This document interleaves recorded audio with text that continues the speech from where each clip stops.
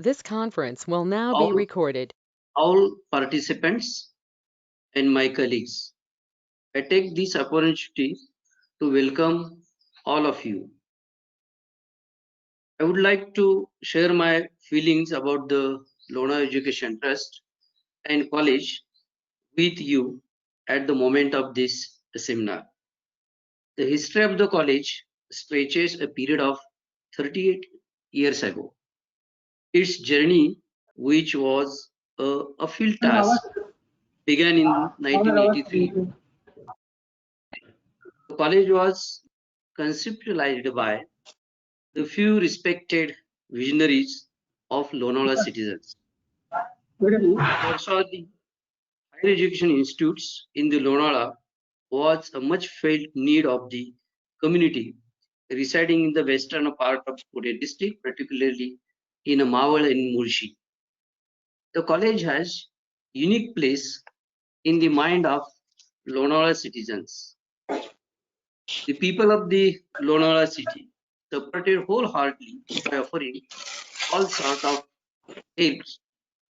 At the present, college conduct undergraduate and postgraduate courses in arts, commerce, science, leading to BA, BCom, based in physics, chemistry, botany, zoology, and MCom degree also. The college run Yeshwantrao Chavan Maharashtra Open University Center for BA, BCom, and MBA courses. College has completed successfully 2 cycles of the NAC process and now going to prepare ourselves to third cycle of the NAC process. In this context, the webinar will provide us, all of us, fruitful information to face the NAC process of assessment. In a tune of core values of the NAC, the college assessment process will be carried out in a 3 main components, namely SSR, self-study report, SQ, student satisfaction survey, and the PTR, the peer team report. The SSR has a total of 121 metrics for affiliated college covering the 7 criteria. The SSR has 2 kinds of metrics, one quantitative matrix and qualitative matrix. We all are aware that the final result of the assessment and accreditation exercise will be an ICT based score. In this webinar, Professor Kanode will throw illuminative light on the process of NAC for affiliated colleges. I hope that the points raised by the Professor Kanode and delivered by the speaker will motivate the faculty of the college. I expect the reflection will bring out positive outcomes.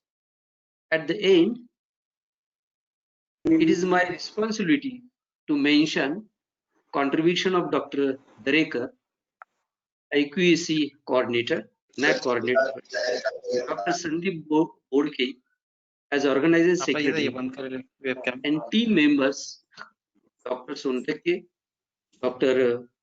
Amol Katkar, Dr. Sandeep Lavade, and others also.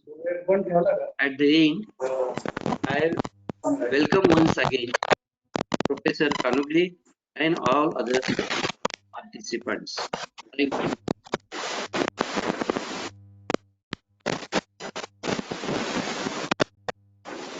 Katkar sir.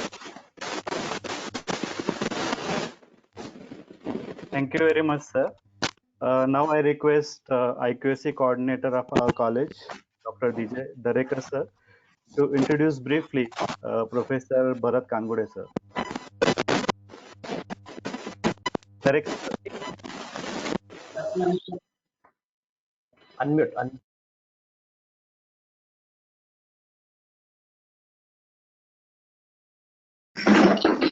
हे आत्ताच सुरू झाले 11. एकतरी काय दाखवतात?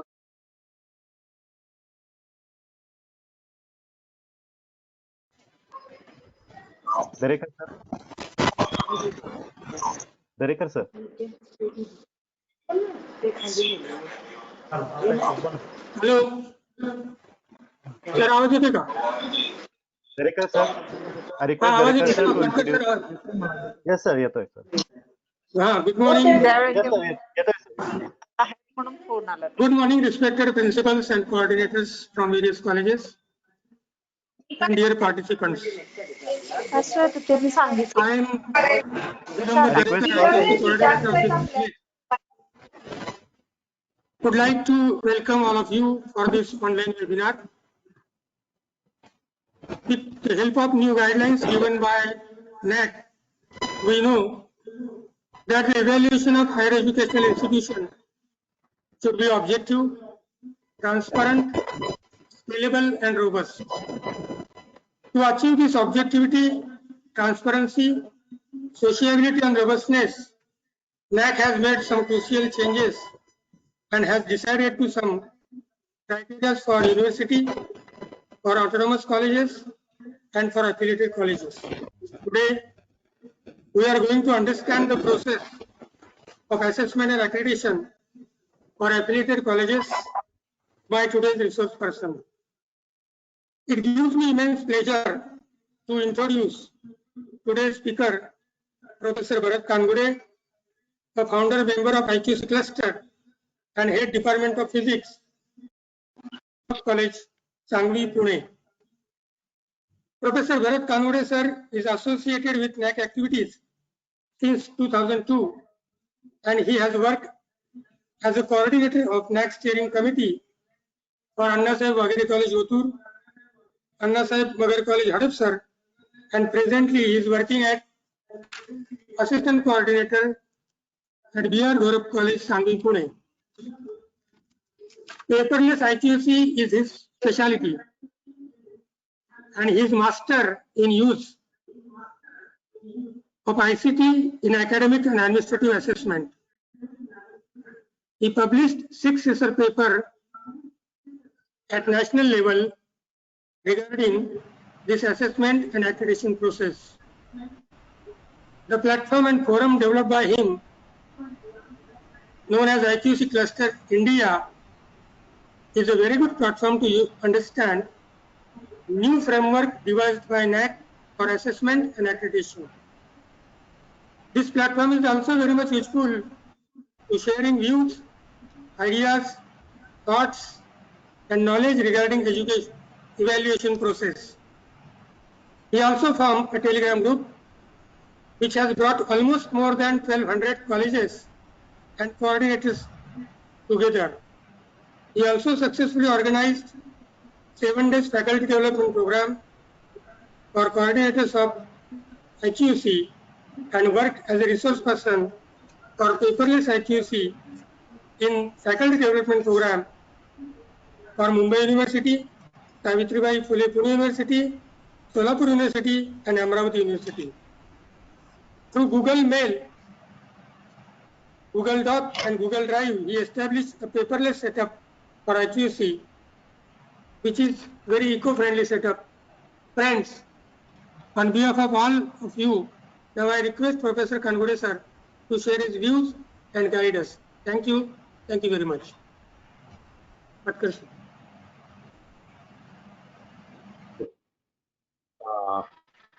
Let me share my screen. Yeah, it's visible, sir. Yeah, visible.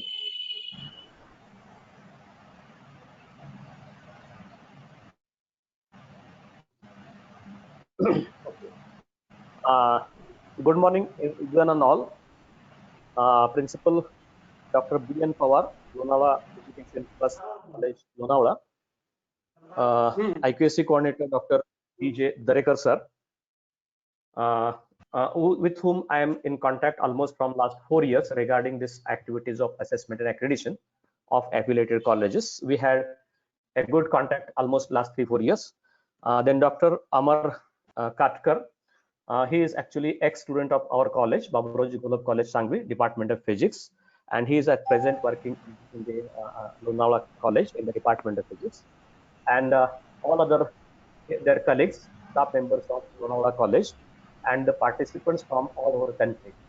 There are few participants from earlier who have heard about this assessment and accreditation.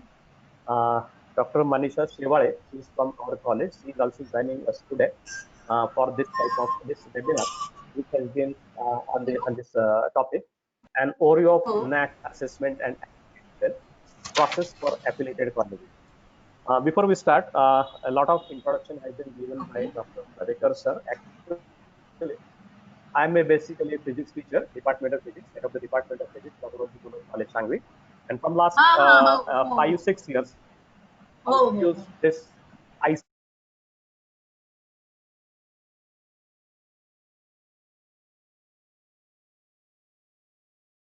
how to use this ICT technology, ICT for the assessment and accreditation. That is my passion. I actually work over that. And this is what my journey right from 2002 onwards. I have worked in different capacities in this assessment and accreditation process of various colleges.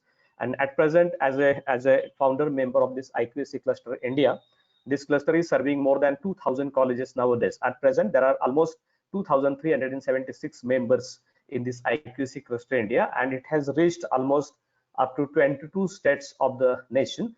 And during lockdown period, we have conducted almost 21 webinars on different activities which are related to assessment and accreditation. Apart from this work, this is what regarding this. Apart from this introduction, let's go into details. What is expected by NAC in assessment and accreditation of any of the college? So this is what we'll begin with one of the very simple and interesting cartoon. Now this cartoon is what that gives us an idea what NAC is expecting from us throughout this. Now here you'll find that what is the expected outcome of this discussion we are going to discuss today in this entire session. Now this is very simple. Suppose this is a system at your place, your college, your staff members, students, and different types of processes that are occurring at your place at present. This is what the system here, and these are actually, this is the role is played by me here. I'm just going to make you understand what is that we are going to have at the end of this system. And this is one of our colleague of your college, and this is what, as I said, this is what a process here, or that is what the system. And in between,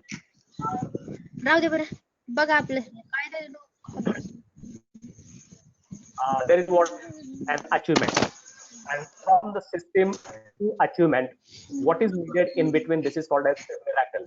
So this faculty tells him that when a miracle occurs after working in this system, having the system, if there is something miraculous happens, then you can have certain achievements. So now remember here, what is that the miraculous thing here?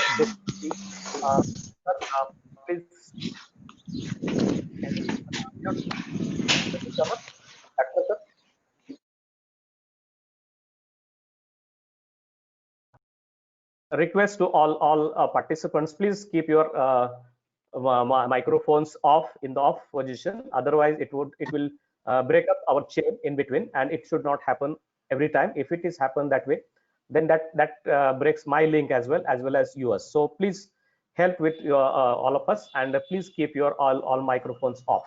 So this is what I was discussing here. This is what a miraculous process that is required at any institution, and that is to be tested. If this process is good one, proper one, logical one, then we get a good achievements and a good assessment accreditation possible. If the process at your place is not that good, is not that objective one, is not that outcome based, then there is a problem in achieving something as a goals or certain achievements, getting certain benchmarks is not possible. And again, to get a good grade in assessment and accreditation is also not possible. So what is that in between? That is what we are going to discuss here. So this is a caption here, good work, but I think we might need a little bit more detail right here. So what are these details that are needed here? That is what we are going to discuss as an outcome of this particular webinar organized by this Lonavala College. Now, I'll go again here, the straightforward words. So what is the again outcome of this entire exercise, what we are doing here today? To review, this is what aim I have set here, to review the process of NAAC assessment and accreditation for an affiliated college, exclusively for an affiliated college. What is the process of assessment and accreditation? So we are going to review this process in very brief, 1 or 2 at the most maximum 2 hours. Now, before we go for this review, we must understand why we need assessment or accreditation, why any institution needs an accreditation. There are several answers for this, can be several options for this, as I said, as I discussed here. This is the process which is called as self-assessment of the HEI. Not only HEI, but at individual level, at department level, at institution level, at administrative level, we are going to assess ourselves, and thereby we are going to understand our strengths. We are going to make aware about ourselves, about our weaknesses. We are going to know about what are the opportunities for us in future or in the coming future, as well as what are the challenges that are to be faced by the institution or in particular and higher education in general. So that is what we call as a SOC analysis. So we will be able to carry out this SOC analysis once we go for this process of assessment and accreditation. So in that sense, this is called as a self-assessment. Remember, this word is very important and very simple word to understand. It is we are assessing ourselves, we are assessing our performance, we are judging our activities, we are testing ourselves, we have set certain goals, we have set certain objectives, and to what extent we are successful in achieving these objectives and goals. That is what we are assessing ourselves, and this assessment is being validated by third party or by NAAC, and that is called as this accreditation process. So that is what first line here written here is very important to understand why we need accreditation. That is self-improvement, self-enhancement, and that also gives you a satisfaction, that gives a good brand to a particular institution or college, and that a development of that college, progress of that college is helped, assisted by this process of assessment and accreditation. So we should remember all time why we are needed to carry out this accreditation process at any institution. Then thereby we can have certain goal settings, we can set certain benchmarks for the different processes that are taking place at our institution. That is what we are going to have certain outcomes. We have to design certain outcomes, and whether these outcomes are achieved or not, what is to be done waiting for that outcomes, that is what we are going to improve or the sustain the whatever quality we are having at your institution. Then that also gives you a definite sense of order, direction through perspective plans, SOPs, standard operating procedures, and certain types of policies. I'm going to stress this particular point more here in my discussion, because this type of policies, this type of plans, this type of SOPs, actually this is the part, this is a common part that is to be contributed by the staff members, by the student, and by the management. So collectively, whenever a certain institution has this type of vision and mission, what type of vision mission we have set, what are the direction that management want to give to this institution in their in the delivery of teaching, learning, or whatever higher education, what are our perspective plans, how we are changing as per the need of the time and technology, what are the different types of standard operating procedures we have defined at our place to carry out either academic or curricular or extracurricular activities, that is called as SOPs. And for that, what are the different types of policies? Now this is what a part we have not touched earlier. Everywhere, every institution has certain policy at its place, but sometimes these policies are not that good, sometimes they are not written, they are not sanctioned, they are not logical. And if we have such type of certain policies, I'm going to show one such policy of one of the such institution, how it carries, and what is that policies, and how it carries a very great importance in this process of assessment and accreditation. And this is what the cartoon, in the cartoon, whatever middle that was hiding, or that was this particular part, SOPs and policies, what we are going to discuss here in detail. Then that institution presents an integrated approach as an unique or single entity.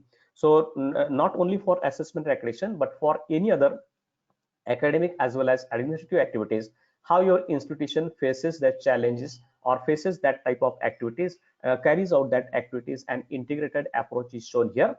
Then accountability, students are accountable to teachers, teachers are accountable to students, to parents, to management. Management is accountable to university, other government authorities, and so many different types of accountability statuses are there.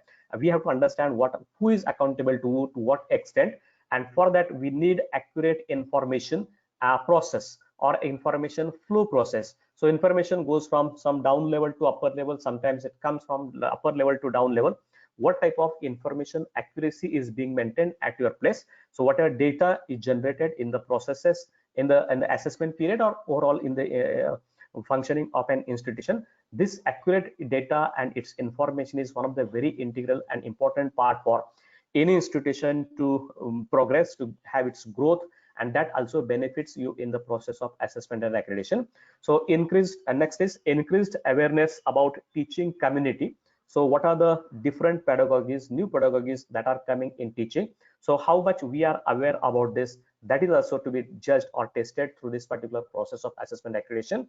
And how is our connect to immediate society and neighborhood? So connect of the institution to the neighborhood and the immediate society, that is also to be tested through some of the metrics that are designed in each and every some of the criteria. Then there are several different types of funding agencies, ease of process and credibility, reliability. So what is the process of generation of funding at your place? Either government grants, depending upon government grants, or you are having your own sources of fund generation. For that, what type of credibility we have, what type of reliability we have, all these points are to be tested under this assessment accreditation. So merely getting a certificate, merely getting a grade, CGPA, this is not supposed to be an outcome of any accreditation process. These are the certain components we have to go through to understand that these are supposed to be the outcomes of this this accreditation. So for any institution, all these things helps a lot, making its brand, getting a good CGPA or getting a good accreditation grade, and that helps for any institution for its progress. So based upon that, this NAAC has decided, actually all these things are you'll find in the NAAC manual for affiliated colleges. There are 4 core values NAAC has set over which this entire process of assessment and accreditation depends. These are the 5 core values. First one is contributing to national development. How institution, as an institution, it contributes to the national development. Of course, whatever happening inside in Delhi may not, we may not be responsible for that activities, but whatever happening around your close area, maybe your city, maybe your district, maybe your state, you must have certain contribution. So we must be able to understand our contribution in this development of the society as well as development of the nation, so national development. Then second core value NAAC has set is fostering global competencies. So in among students, in our students, what type of global competencies we are inculcating and we are fostering them. That is again one of the basic area that NAAC covers in this process of assessment and accreditation. Then inculcating value system among students. So what are the different types of logical, ethical values, how we are going to inculcate them among the students, and what are the different types of systems existing at your place? That is also one of the focus area for, or the core value of this NAAC assessment and accreditation. And another very important, that is 4th one, promoting the use of technology. Nowadays we are using all this type of online platforms for delivering this type of processes around us, amongst us, that is lecturing method or demonstration method or online webinar method, etc. So if these type of things are included in our daily education, definitely I am sure that in this tough period of this COVID-19, we could have a different scenario had we been earlier promoted this use of technology in teaching and learning. Doesn't matter, but time has now came. We have to go for this use of technology. So we have to promote the use of technology in all aspects of teaching, learning, academics and non-academics or administrative processes. So NAAC tests that to what extent this institution has promoted the use of technology in all its processes. And again, we have to the best. We have to go for excellence. So we have to have a quest for excellence. So these are the 5 core areas, core values. Behind that or based upon that, this NAAC assessment accreditation is to be carried out. Now all these things again are related to this particular core values. You'll read all these things in the NAAC manual itself. So I'm not going to go on to details of all these things here. We'll just read it once. what is the core value and what is the suggested parameters by NAAC itself. Is contributing to national development, what is tested, more access with the equity, then the developmental thrust in identification of research areas and academic programs, and community engagement. So these are the three parameters suggested by NAAC, which deals with the first core value, that is the contributing to a national development. Then the second, fostering global competencies among students, development of generic skills, then development of application skills. So to what extent your students are able to apply the knowledge they have gained in the institution. So to what extent we have developed such type of application skills in the students, as well as development of certain life skills. So these are what points are the parameters suggested for fostering global competencies among the students. Third core value is inculcating value systems in students. So value integration in academic programs, the value integration in management practices, value inculcation through co-curricular and extracurricular activities. So remember, apart from teaching learning, what are the different types of systems you are having at your place which are helping inculcate the value system in the students? This is to be also tested. So that these are the certain parameters here. Then the promoting use of technology for enrichment of learning, not only learning teaching learning process, but for increasing the access online programs. So whatever online programs or facilities you may have, to what certain extent we are giving access to our stakeholders, that is to be tested. And for system management, so this is what an administrative part, to what extent we are using ICT tools or this type of technology for the system management, that is to be one of the suggested parameters. And lastly, in the quest for excellence, we have development of benchmark of excellence at your institution level. We have to develop such type of benchmarks. That best practices application, we must have certain very good best practices which are applicable to a large section of the student from your institution. And what are the such type of best practices we are having? And there is one, we should have an institutionalization of continuous improvement system. So going for this assessment accreditation once in a 5 year, this is not going to be objective, but once we go for this particular assessment accreditation, how we institutionalize the process of continuous improvement, what are the systems we are generating or we are developing at your institution, that is to be tested on this case. So these are the 5 core values and these are the suggested parameters. All, as I said earlier, you'll get all these things ready in the NAAC manual itself. You can understand all these things there too, what are the required things like this. Now let's come to the major paradigm shift, as I said earlier. So what is the shift? What is those who have already gone through the cycle 1, cycle 2, cycle 3 in the previous accreditation process, and those who are going for this assessment accreditation in the revised accreditation framework or new accreditation framework, which has been developed by NAAC in July 2017. So there is a basic difference between what was there in the earlier cycles, earlier framework, and what is the new cycles, and that's what we called as a major paradigm shift.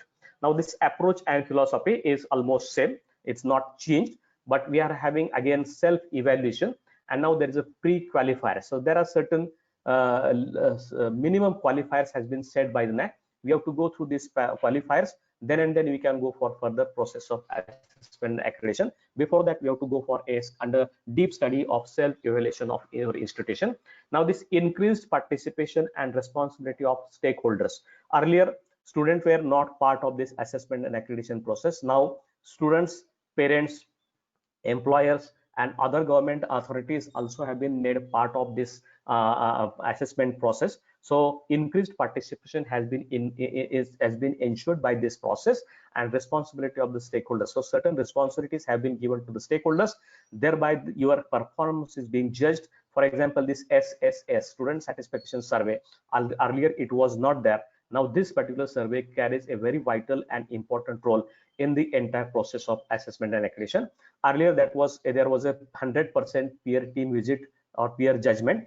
Now it has reduced to almost only 30%. So all amongst this QLM and QNM, the peer team is supposed to assess only QLM's qualitative matrix and its documentation. Remaining its QNM as well as this SSS, all this process is now completely ICT based. That's what I said discussed here is ICT thrust has been increased. So DVV, that is called as data verification and validation. Actually, data validation and verification. This is the correct sequence. It is data validation and verification by the third party. We are going to understand in entire thing later on how it carries out. So this is another very important process which is completely online, and earlier the entire process of assessment and accreditation was offline, paper based. Now this 70% process has become online, or it is called as a paperless. We are not needed to have a single paper for this 70% evaluation, or if it is carried out that particular online way.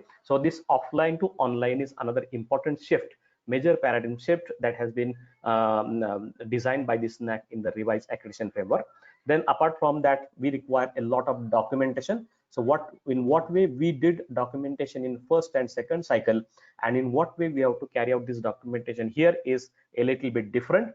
So here we need several evidences are needed for the claims we have made either in QLM as well as QNM. The documentation now must be very, very relevant.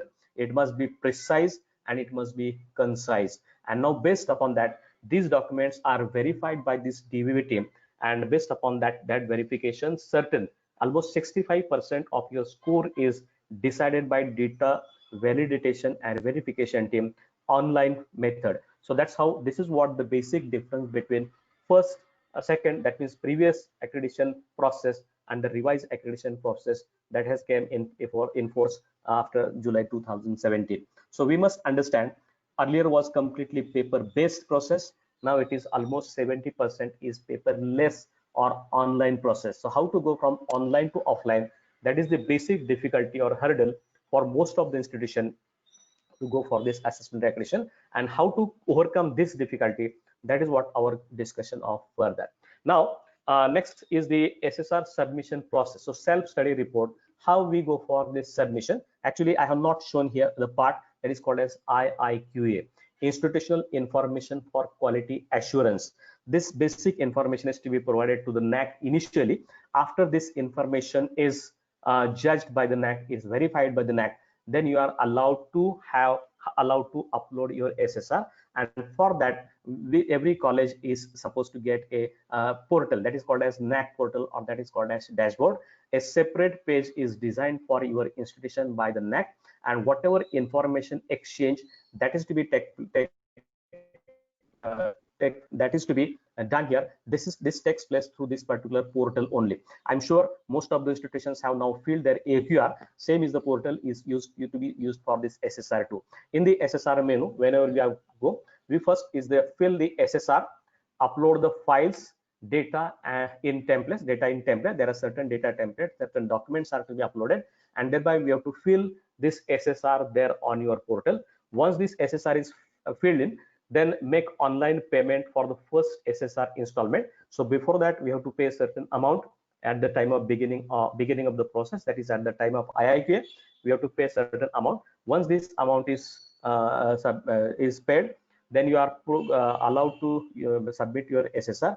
In the process of SSR, we go for uploading several documents as well as data templates, and then at the same time, once we submit this SSR along with these are the two components here, all done as per NAAC template. So this document is to be given, and minimum 50% of the student data is compulsory. I suppose here, I suggest here not to be 50%, but more than 50%, 60, 70, 90, 80, and if you are giving 100% data of the students present in that particular year, presently admitted student, then that helps a institution to go for a good type of SSS process.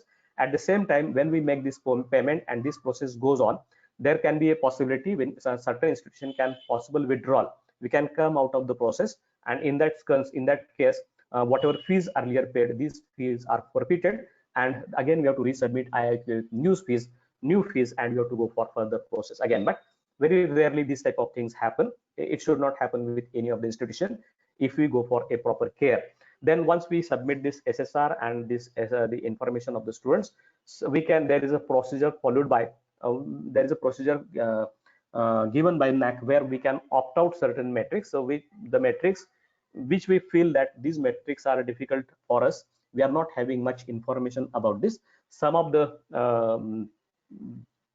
metrics, there is again a procedure for that. These metrics can be opted out. At present, for affiliated college, we can opt out at the most metrics of 30 marks or 30 points. Again, from criteria 1, criteria 7, you are not allowed to opt out anything, as well as all the QLMs which are to be assessed by the peer team visit. All these QLMs are compulsory, you cannot opt out from this, as well as there is some capping in every criteria or in any of the criteria out of this remaining criteria. At the most, you can opt out maximum questions of 20 marks. So how to utilize this system, that is again a big learning part. You have to go for entire study of this particular manual as well as your SSR, and out of that which actually metrics which can be opted out and which cannot be opted out, that is to be decided at this stage. And once we do all this process, then we go for this data validation and verification process. So here what happens in this data validation verification process, whatever now this bibliometric data collection from InflibNet, now related to your institution or college, whatever information you have provided earlier to All India Survey of Higher Education, AISHE, or there are different universities, your affiliated universities, then earlier you have submitted your AQRs, provided you are in second, third, fourth cycle. Then this annual quality assurance reports provided to the NAAC, submitted to the NAAC. So this whatever information given in this SSR, whatever this information given in the SSR, whether it is matching or it matches with the information, numerical information about your institution given at other places, this information is to be verified. For example, whatever student strength in my college in 1819, suppose I write 3025 students I have written here in SSR, then this number should be close to the number I have mentioned in this AQR or in the number I have mentioned in this AISHE information or whatever. So wherever such type of information has been submitted by the institution, and now we are submitting this numerical information, there should not be a gap more than 15%, 15. If it is more than 50% deviation in the numbers you have provided, then automatically you will be out of the process. So you have to take a care, excessive care, that whatever numbers we are including right from metric 1 to metric last, each and every metric, QNM or QLM, these numbers we have provided, that must be unique, same number. And that's why we need a good MIS, management information system, or certain types of ERPs which are generating reports correctly, and all these reports or all this information have been given in all processes. So this bibliometric data collection from InflibNet is done. That is what DVV process. Meantime, we go for this SSS, student satisfaction process, where the students are offered some questionnaire by NAAC on their emails, and students are supposed to respond this particular SSS questionnaire. There are 21 questions at present, 20 numerical questions, that means yes no questions, you have to just MCQ type of questions, and 21st question is said to be the descriptive one, wherein students can give certain recommendations, can put certain observations, certain students can give certain suggestions, and that is one of the very difficult part of this process of assessment and accreditation, because at a rural area the students are not, maybe in urban area this problem is not that difficult, but sometimes in rural area carrying out this SSS process is bit difficult. We'll come to across this point later on. So once we go for this SSS process and then we go for this DVV process, this entire these all 70% part goes here. So 70% evaluation is done by this DVV, depending upon the benchmark set for each and every QLM. This particular college is graded or given certain grades or given certain points. Then whatever marks received in this SSS, based upon its analysis, certain marks are assigned there, and this 70% evaluation is completed here. And then once we get minimum 30% score there, you are allowed to go for this PRT visit. And once you go for this PRT visit, in that process, in the DVV also, we can change some information, we can upload certain documents, more documents in DVV to make your claim stronger and stronger. And that's how SSR can be updated here. This is the second chance NAAC has provided us at the time of DVV. We can change answers of some of the questions, we can upload some more documents, correct relevant documents, and thereby our claims can be made stronger and stronger. And that is called as SSR updation process with input from SSS, from DVV, and from InflibNet. Once this is completed, then you are asked to go for PRT visit, and in the PRT visit, remaining 30% QLMs, these are being accessed, and based upon that PR team prepares its report, and this particular PR team report and 70% evaluation from DVV that is collected together, and based upon that, NAAC prepares a grade sheet of our institution, and according to whatever marks we have received, either college is given by A++, A+, A, B++, B, or C++, and like that. So whatever 7-8 different types of grades, these grades are allotted by the NAAC to the institution wherever this process is carried out. So though it appears to be difficult, it is not that difficult. Once we started from final grade, that process is tabulated in this particular zone as here. Okay. Khatkar sir, are you getting? Hello. Sir. Yes, sir. Yes. Yes, sir. Go Going on. correctly? Yes, yes, correct. Okay. Okay. No problem. Now, actually, my connection at my place is a bit slow. Doesn't matter. So we'll go here. This is what first process. So recent changes. These changes carried out in January 2020. So my college, which test this particular assessment accreditation in 2018, the scenario was a bit different. Now it is different one. So NAAC has prepared a separate manuals for UG college and PG college. UG college means exclusively undergraduate programs. And in any of the colleges, I know that in Maharashtra, almost there are 99% colleges which are having at least 1 or 2 PG programs. So all these colleges are now called as a PG colleges. So whenever we have UG programs and granted, non-granted, whatever types of PG programs, then your institution is called as a PG college. Accordingly, we have to go for the PG manual for this assessment accreditation. Otherwise, you can go for this UG manual for this assessment and accreditation. Now there are key indicators are different. What are the only 3 criteria? 3 especially is different for UG and PG colleges. Otherwise, almost all things are just same. Earlier, the number, as Dr. Pawar sir said, it was 121 earlier. From January 2020, this metrics have been considerably reduced to 93 for UG colleges and 96 for PG colleges. That means only 3 different metrics are included in the PG manual other than this UG manual. Otherwise, 97-96% part of the UG and PG manuals are just same. Only 3 metrics are different, which are exclusive for the PG colleges. And here, earlier there was weightage for 50 marks. That means 5% of the total score of the assessment accreditation was given to this SSS. Now in the revise or the January 2020 updation, 60 marks has been given for this SSS. That means the students' responses carries 6% of the weightage of the total process of assessment and accreditation, and day by day this is going to be increased. Maybe next year this will become 70%, again next year to be 70, 80, 100, and like that. So maybe 10%, 20%, 30%, this type of increase is expected by NAAC, which is based upon the students' responses. So now students are becoming very important and integral part of your assessment and accreditation process. They are grading you, and I know that, we all know that students are the most important judges of our process. So whatever we do at our institution, there won't be any other external agency that can judge us, but our students can judge us much more in a proper way, and that particular process is being implemented by NAAC itself in the assessment and accreditation. So this weightage is now increasing. It has been increased from 50 to 60. Maybe next year you'll find some more numbers will be assigned to this. So these are recent changes we must know. That is the process what is developed in July 2017 and January 2020. Now when we go for this SSR, these are the different components.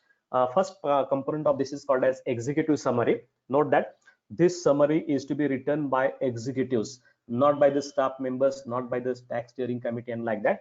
If it is written by executive, then their contribution to this particular SSR comes in. They know better the institution, what are the lacunas, what are the shortcomings, what are the problems, and what are the weaknesses, what are the strengths, and they can present their institution very nicely. Because we all know in the peer team visit, the principal's presentation is one of the most important component that almost carries 60-70% of your evaluation if principal presentation is good one. And if principal has written himself this executive summary, then he can better present his college, and thereby if his presentation is proper, good one, relevant one, then the entire process of peer team visit becomes very easy and simple. What are it is consists of?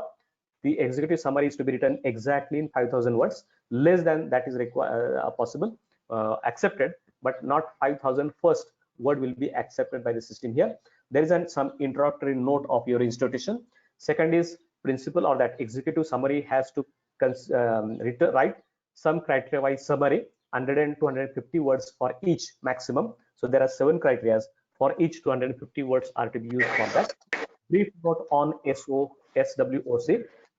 So this itself has to carry out strength, weaknesses, opportunities, and challenges analysis. This analysis is to be done there. Any additional information other than that is not covered either in criteria or in this SOWC. That additional information can be given there. And overall conclusive explanation.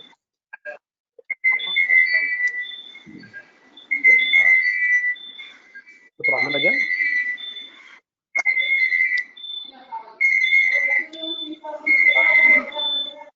Please mute yourself. Someone has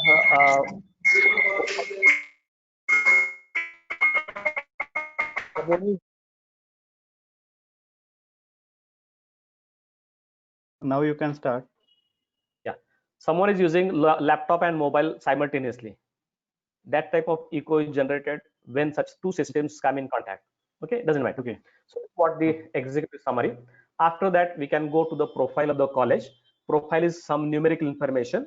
Table, college information. There are several tables where we have to give this profile of the college. Then there is another very important part that is called as Excel profile. These are basically Excel files and certain tables. The numbers written in these tables, they are basically used as we are supposed to calculate certain percentage. So what is the percentage of students, or what are the number of seats reserved for this category students, and out of that how many seats are being filled. So we can calculate this percentage. Here in the SSS process, this SSR process, we are not needed to carry out any calculation at all. The software itself carries out all the calculations. We have to just provide the numbers, and while calculating all such percentages, whatever numbers used, these numbers are from this extended profile. So there is all denominator numbers are to be taken from this extended profile.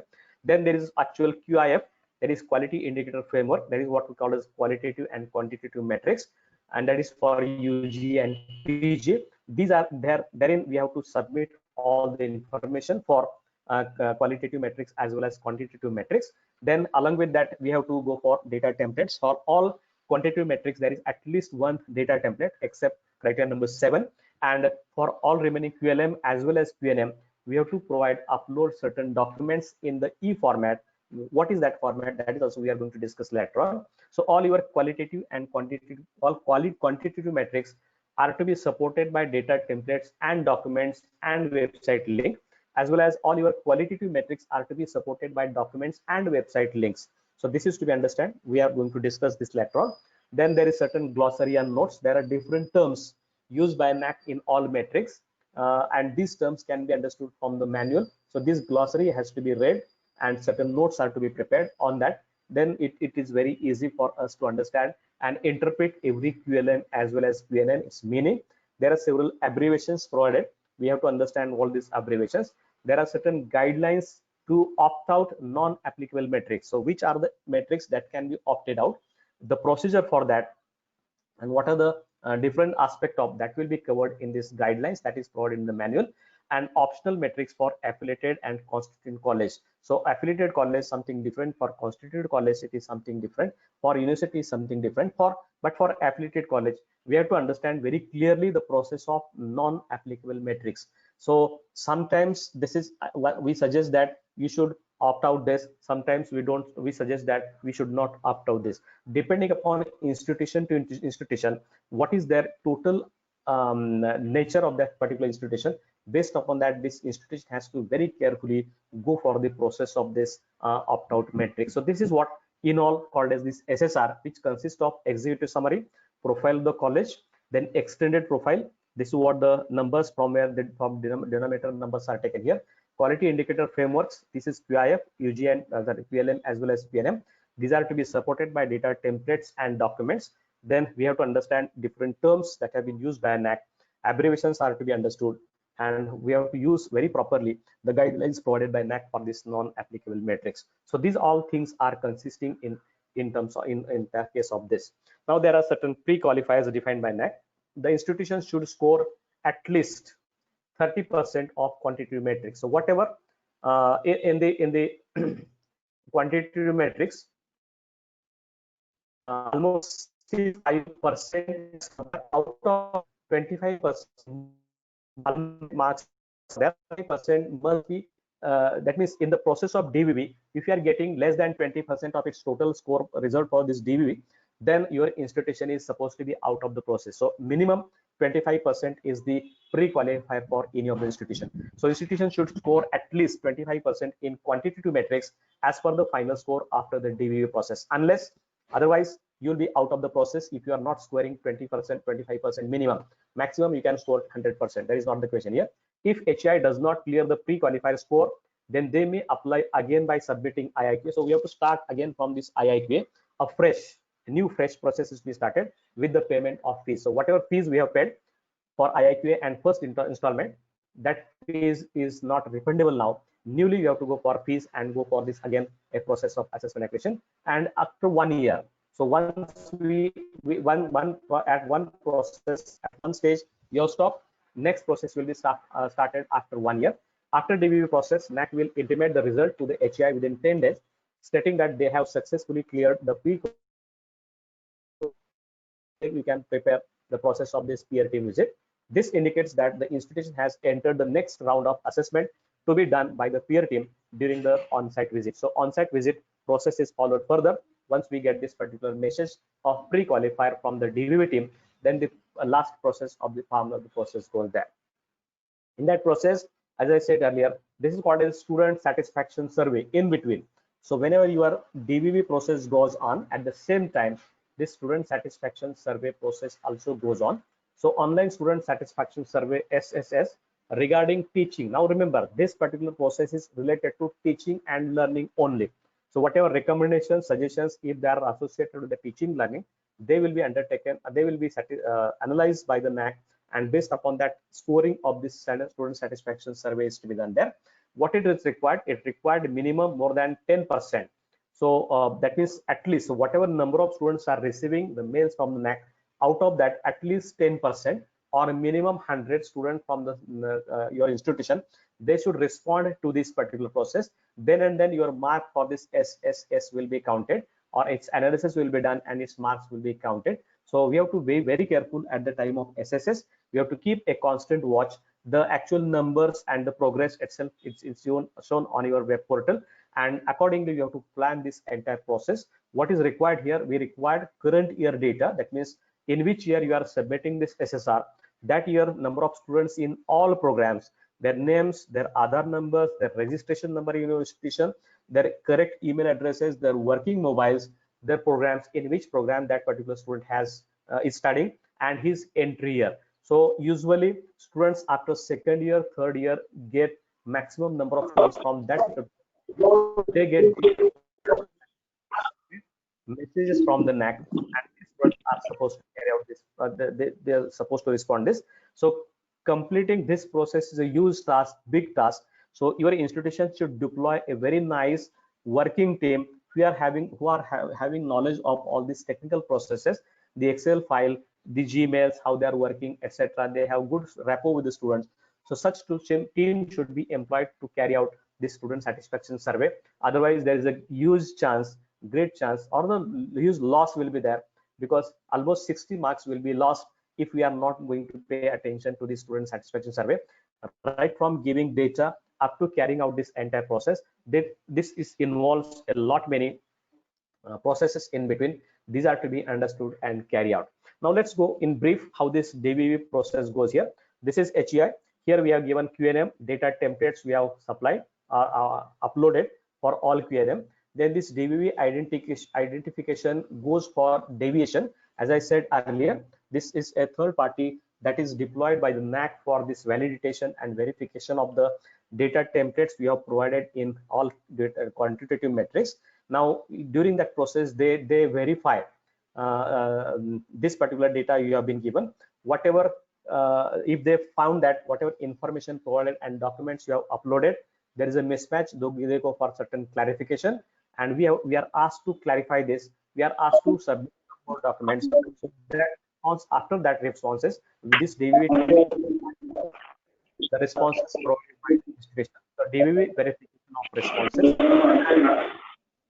After they go for this verification of responses provided at the time of the we have provided earlier, depending upon that acceptance. So whatever data we have uploaded, this is accepted. Its acceptance is given, provided we get minimum 25% of the score result for the QNM, and then final DVV report is submitted. So this is the process here. Here we submit this. This is verification. At the time of verification, if they find there is some mismatch, they ask us to clarify this. In the process of clarification, we can give clarification as well as we can submit some more documents. Then they verify these responses provided, and total verification is done. And in this process, if you are getting 20% more than score for result for this QNM, then final DVV report is submitted to the NAAC by this DVV team. Remember, now this metric deviation check, as I said earlier, whatever data we have given earlier in AISHE reports or the portal, All India Survey of Higher Education, then your all AQRs, then other universities or wherever you have submitted your data, or NIRF, wherever. This data is verified with this data we have been provided. If this less than 10% variation is there, then this particular process goes ahead. But accordingly, there is some low grade may be possible if the deviation is less than 10%. If it is 10% and 15% deviation is there, you are given a cautionary advice that you have to take care of all these things, and then you have to correct the data as per the data already you have provided. And if your deviation is found more than 15%, for example, in my college, I am at a particular year, I am writing the student number is 2000, and in AISHE, I have given number to be 1500. So this 500 students with almost 25% variation occurs there to the data you have provided at one place and to the data you have provided at this DVV. If it is observed that type of deviation, then you are asked to go out of this particular process. So you have to be very careful at the time of DVV that whatever numbers we have provided, these numbers are very accurate, supported by documents, and the numbers given at each and every place, they are not varying much more than 10%. Then and then this DVV process can be completed. Otherwise, it's difficult for any institution to come out of this state and they go for this further peer team visit and so on. So this is what DVV process. Then we go for peer team visit. Peer team visit shall be organized within 30 days from the date of clearing pre-qualifier stage. So NAAC tells us or informs us that such and such process is completed. Now go for this peer team visit. Accordingly, you have to go for further process. The focus of peer team visit, as I said earlier, that the remaining QLMs, all QLMs have been verified and validated by this DVV. Remaining QLMs are to be verified and validated by this peer team, and then they have to go for their grading, or they are supposed to assign certain credit on their understanding, and based upon that total score of the institution will be carried out. Now, how to carry out this entire process, etc., that will be another part of discussion. We are not going to cover all these things here. Okay, now let's come. This is what the entire process we have discussed in the first 40 minutes. Sorry, almost 1 hour we have completed. Now remaining things, we will 45 minutes I have spent over this entire process. Now let's come into the actual details of this. We all know there are 7 different criteria. Curricular, first one is curricular aspects, all the different types of programs and feedback upon from that. Then second criteria is teaching, learning and evaluation. Actual teaching, learning and evaluation process or institution, that is to be tested here. There are several. Actually, this is what we know that actually what is the score for each and every criteria, that will be also discussed further. Third one is research, innovation and extension. So this is another part, third criteria, that is important one. Fourth one is infrastructure and learning resources, related to the different types of learning resources at your institution and your physical and other type of ICT infrastructure, that is tested here. Student support and progression, what are different types of supports provided to the students, different types of students, category students or non-category students, and what is the percentage of progression, that means completing the programs at your institution, how many students go for further education or further higher education, that type of progression is tested here. Criteria number 6 is governance, leadership, and management. So how this entire processes goes out at your process at your institution, that will be tested here. And last one is institutional values and best practices. So I know that almost each and every staff members for every institution does know these type of criteria, and accordingly you have to work in each and every criteria. So we won't go into details of that more.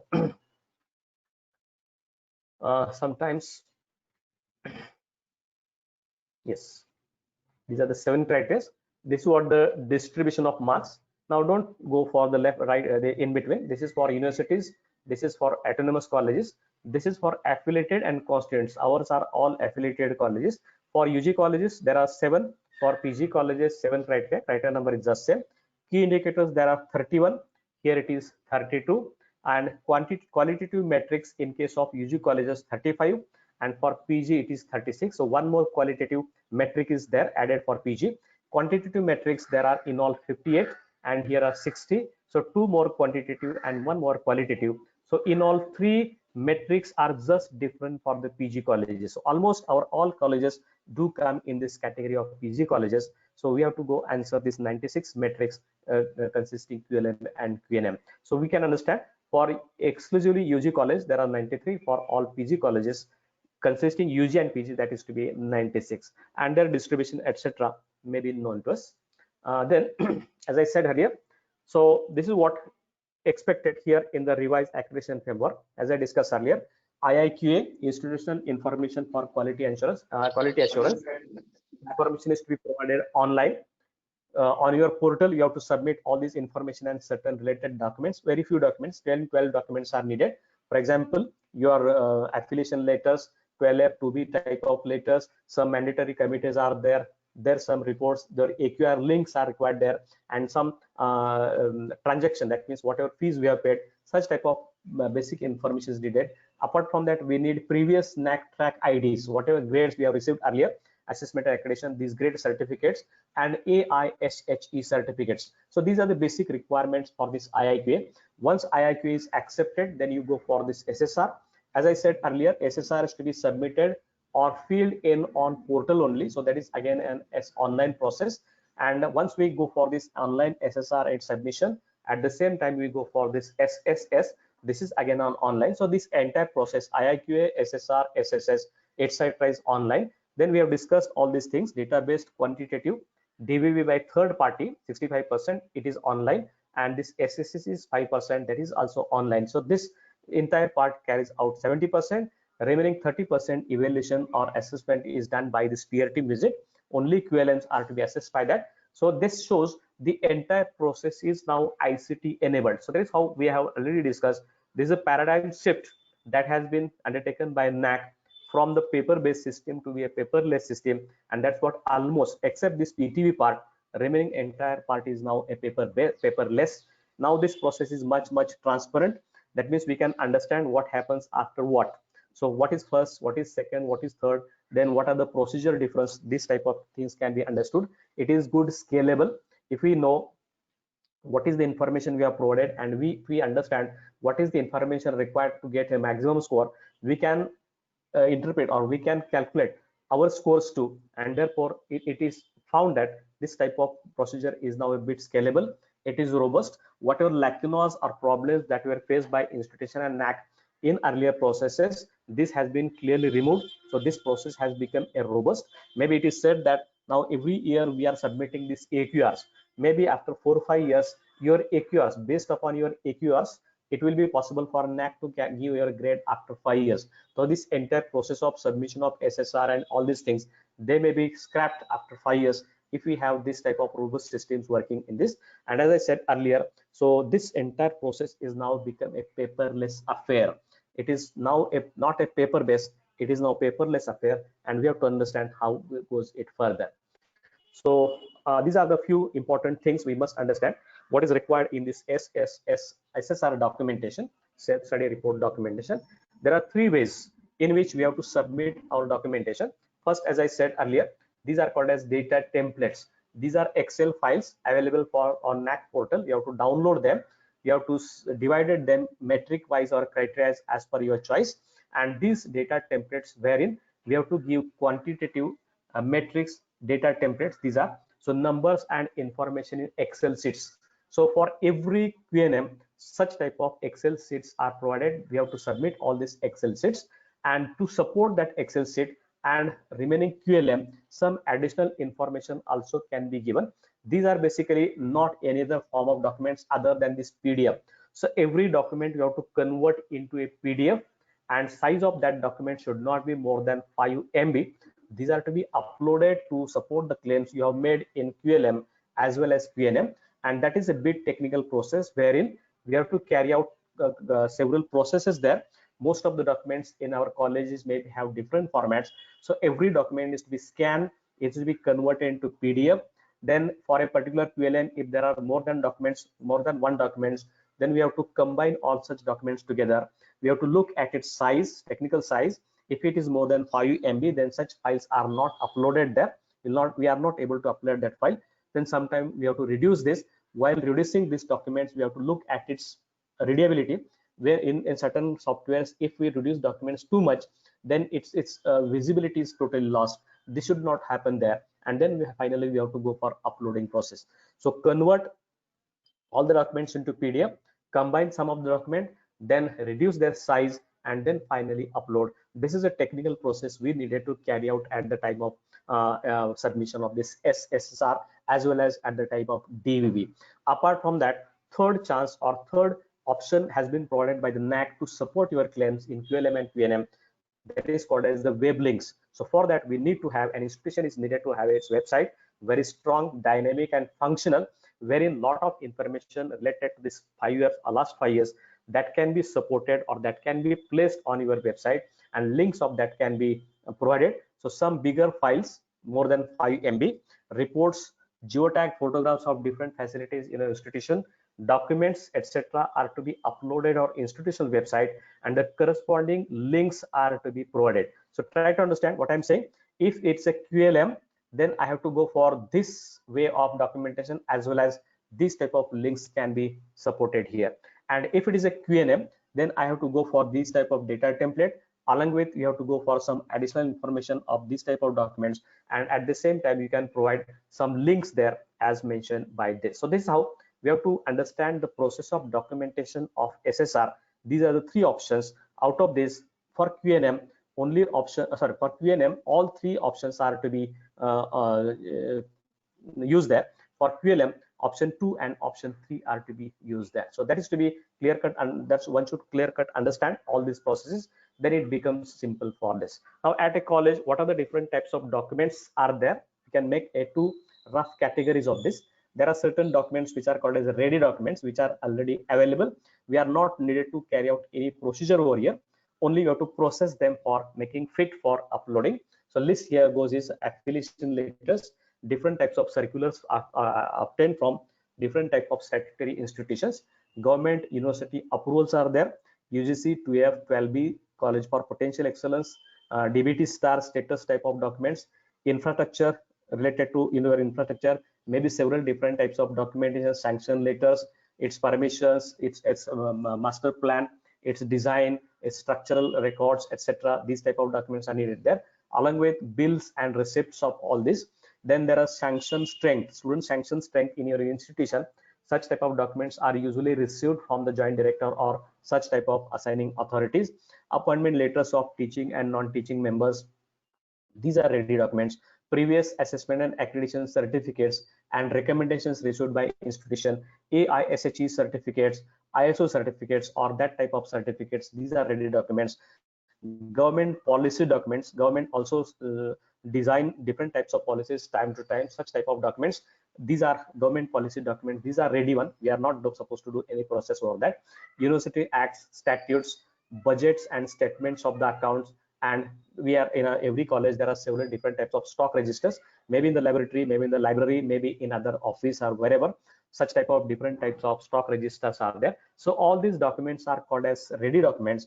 We have to just collect these documents and convert them into PDF, and then wherever it is required in either QLM or QNM, these documents can be supported there. On the right hand side, there is another type of document. This is called as generated documents. These documents are generated because of the teaching learning process. that takes place at your plus that all processes. And here the list goes here is a very big again. List data templates, all the data templates which we have mentioned earlier, list of the students and staff members, etc. Descriptions, as I said earlier, there are several policies and procedures are to be defined by the college. These will be required here. Different types of audits we carry out: financial audit, academic audit, gender audit, green audit, environment audit. Different types of audits, these are to be generated. Then photographic evidences, geotag photographs, either of event or the facilities or the infrastructure or whatever. These type of geotag photographs, they are to be generated. We have to scan lot many documents, so all the documents are to be converted into PDF. That's why documents on the left hand side as well as some documents on the right hand side, these are to be scanned to make them uploadable.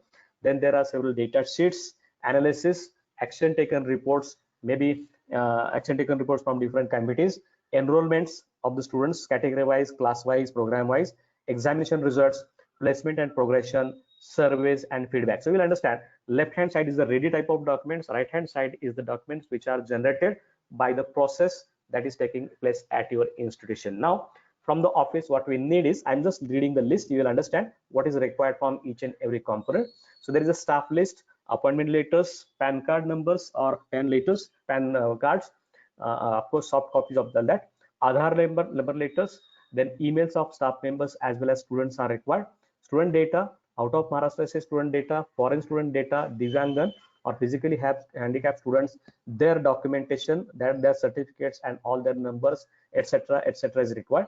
Students list, program wise, the list of last 5 years, categorized student list of last 5 years, scholarships and free seat list of last 5 years with their documentation, program wise overall results, so all last 5 years result of each and every program, students appear, students passed in the first class, second class, male student, female students, category students, etc. These type of lists are required.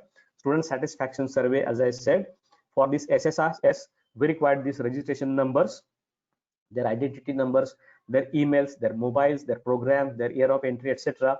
This information is to be collected from the office for the current year students. Purchases, bills, annual budgets, audited statements, RP means receipt and payment of the institution for different types of financial services. Then courses across all programs. This number usually is very large in my college. At the time of this our accreditation, there were 31 programs, and across all programs these numbers were, the total number of courses were 1270. Now try to understand 1270 courses, writing their names, writing their code numbers, getting their letters, their syllabus. It was a huge task, and that was one of the very big task, big number required. It is required actually in extended profile as well as in some criteria. Number 2, we require this information. Then program affiliation letters, all affiliation letters from the university, CBCS, that means choice based credit system type of we have been introducing all these things here, so we require this documentation again. Sorry, we're going further. Oh, sorry. I'm just reading the list. Then CDC reports, GRs, government GRs, development proposals, utilization certificate, etc. So you can understand these are the huge list of the documents which are required from the office. So our office is important source of documentation in case of assessment and accreditation. Similarly, in case of department, this is another very important source where we can learn there from teachers. What we needed is this, their recognitions, different types of recognitions, awards, their fellowships, MRPs, minor major research projects or other types of different projects, workshops, seminars, conferences organized and participated, attended, paper presented, etc. Research papers, books, their proceedings, and their reports, etc. That is also required there. Collaborations, if it is any department have or that teacher does have, their linkages, their memorandum of understanding between different institutions and establishment and your department or institution, that is required there. Apart from that, several professional development training programs. Now today's is the professional development training program. Such details of all these programs with their certificates like a refresher course, orientation course, faculty development programs, or any other some special program under the particular teacher or faculty has gone through. This type of details are required from the teacher. Other than that, what we require is the computer and IT infrastructure existing in that infrastructure, initiatives for community, a particular department, what type of initiatives they undertake for community, nearby community, that type of information is required. Field project and internships of students from that department, the result and progression, POs, program outcomes, program specific outcomes, and course outcomes, altogether different part. We were not knowing about this earlier. These are required from the institution, sorry, department. You have to keep these things on your website, and students as well as all of the stakeholders must know what are the PO, PSOs, and CO of each and every course and program at your institution. If there is certain e-content developed by an institution or the faculty members of the institution, that is also required. Their links and actual files of that will be required. Student participation undertaken by different students in different departments and different activities at your college or some other institution or national international level. This participation information is required from the department. So this is another important source of information for all the QLMs as well as QNM. From the library, what we required is integrated library management system, maybe purchase subscription of different types of journals, e-journals, e-resources, e-books, etc. Then what are the library users, actual online library users? This type of information is required from the library. Actually, this list is again too big. I have shortlisted this in as shown like this one. Then another important source of documentation is this. From different committees, we require many documents. For example, their compositions. There are some mandatory committees. There are some subsidiary committees. Their compositions, their aims and objective associated with that. That is called as policies and procedure. What we needed, that is required. Then meeting records, notices, agenda, minutes of meetings, their action taken record for each committee, that will be required. Their annual reports are again very good source of information for writing QLM as well as QNM. Their activity photographs, videos, clips, YouTubes, etc. Whatever content they have developed, that particular committee has made. This is again useful here. Some of this we can put on your website, link of that to be provided at whenever required in QLM as well as QNM. Then newspaper cuttings is another very important source. That is one of the very strong proof of the working of that committee or that particular event that has happened in your institution. So that cutting helps a very strongly for your claims you have made in QLM as well as QNM. Certificates and awards achieved by the students as well as staff member through that committee works. Then certain committees work for some branding of the institution. That type of information is also required in criteria number 7. So first source, as I said, is office. Second is the office and library. Third is the committee documents. And apart from that, this is another very important part which I wanted to stress here. This is called as policies and implementation procedure documents. Now what is this? I'm going to show one such policy there. You'll understand our nation is a democratic nation. It's a country having democracy as a political institution, and for that we have the constitution. Our constitution tells each and every process of democratic processes there, right from election to everything. Now you'll find that this each and every political process in our country goes according to whatever written in that constitution. Same thing is expected at your institution level. Whatever academic or other type of activities that are happening in your institution, we must have some policy document established at your place. Now what that policy document, so what is the requirement of this assessment creation process is that there are several academic policies are required and several other different types of policies are required. So left hand side shows you curriculum delivery, how curriculum is being delivered at your institution throughout year across different programs. That is curriculum delivery. How you design academic calendar, what are the monitoring process for that, what is your human resources policy, right from recruitment to retirement or in between processes, how they are being carried out. Government has certain processes, but your institution has its own processes, that is to be mentioned there. Research and publication policy, code of ethics, code of conduct. Then there are several types of grievances occur in an institution, maybe student related grievances or staff related grievances. What is the mechanism and redressal policies you are having? Then plagiarism, what is the policy for your institution for that? Admission and reservation, CIE, that is continuous internal evaluation, now an integral part of this CBCS system. So what type of CIE policy you are having? ICT in teaching and learning as well as in administration. So that covers your website too. So how your website is to be developed, who is supposed to maintain this, what are the different types of aspects to be covered there, all these things are to be mentioned there. Then we take several different types of feedbacks, what type of feedback policy we are having, and we are getting feedback from the all stakeholders for the institution, that is to be mentioned here. On the right hand side, infrastructure and monetary policies. This list is again a large one. Utilization and maintenance of infrastructure. I'm going to show this policy of one of the college. budget and accounting policies, then resource mobilization, fund generation policy of the institution, perspective development plans, its procedure, how it is to be generated, and its monitoring, then master plans of the institution, what are the different policies for waste management, maybe chemical waste management, e-waste management, or other type of waste management, what are the different types of green practices we follow here. So try to understand in your SSR, whenever this question comes, state your policy, define the process, what are the established systems at your place, established systems, etc., or what are the different types of mechanism existing at your institution. Whenever these words do come in the either QLM or QNM, it is expected by NAAC that institution must have these type of policies existing at your place, and this form. So very first question, how you deliver the curriculum in your institution, what is your mechanism or the policy. We require this curriculum delivery policy. That itself strongly supports how this curriculum is being delivered in an institution. That policy is to be decided. So like that, whenever it comes a policy, procedure, established system, mechanism types of words, it is expected that that institution should have one of such policy. Now here I'm just going to show here, this is Ramakrishna More College, a college with highest CGPA in Maharashtra at present. It is college in the Akurdi of our same institution, Pune District Education Association. I'll just show you one of the policy, how this policy document looks and what it is. So just a minute. Now this document will be, sir. Yes, sir, it is visible. It is visible. Okay, I'll go further. Yes. Now it is essential for now each and every institution to provide this type of policy. This is now 4.4.2. What are the established procedures at your institutions for utilization and maintenance of infrastructure? Now this shows, this is the document, it is created in 2014, and this is of Professor Ramakrishna More College, Akurdi, Pune.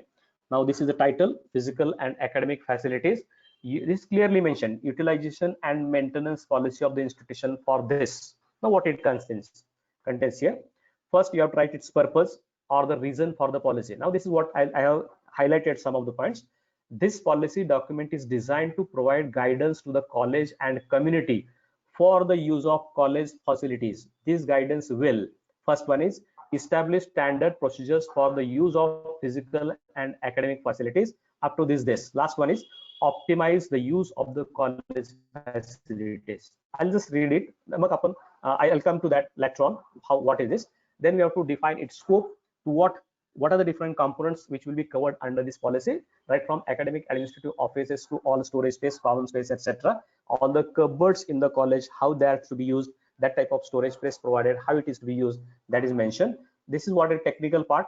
We have to define certain technical terms like college community, facility, equipment, and so many things. These are the technical requirement of this type of policy document. Then we have to divide this activity. What are academic classes? What are the academic activities? What are the organized events, outsider events, insider events, etc. Then this is what a classroom assignments. Now how to assign classrooms and an institution for different programs. What is the procedure we follow here? Now what this policy is here?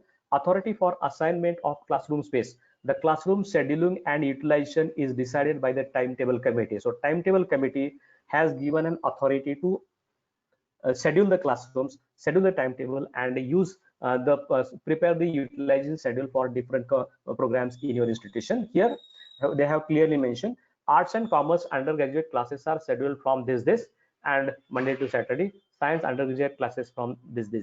Okay, I don't read into details again. Then this is what laboratory spaces, utilization and assignments, how it is to be carried out. This particular sector will use these laboratories in the morning. These people will use these laboratories in the afternoon. Then administrative office space, how it is to be utilized. Again, one more common example I'll give. This is a very simple example. Every institution has 1 or 2 conference rooms. Now how this conference room should be utilized, who is responsible for its upkeeping, etc. All these things are written here. Conference room is allotted to the activity by register of the college. It is allocated for following purposes. First one is meeting of the college development committee, meeting of the IQSC, faculty and staff meeting by the principal, vice of PhD and MPhil students, small training workshop for faculty and staff, and meetings of different college committees. So this conference room should be utilized for these purposes only. Conference hall is equipped with LCD TV, projector, computer, and internet facility, where the conference room is required for different activities at the same time, then priority will be given to the activity according to the above list. That means if two events out of these are coming, the event with highest priority will be given for use in the conference. And this is to be decided by the register. This is to be decided by the register.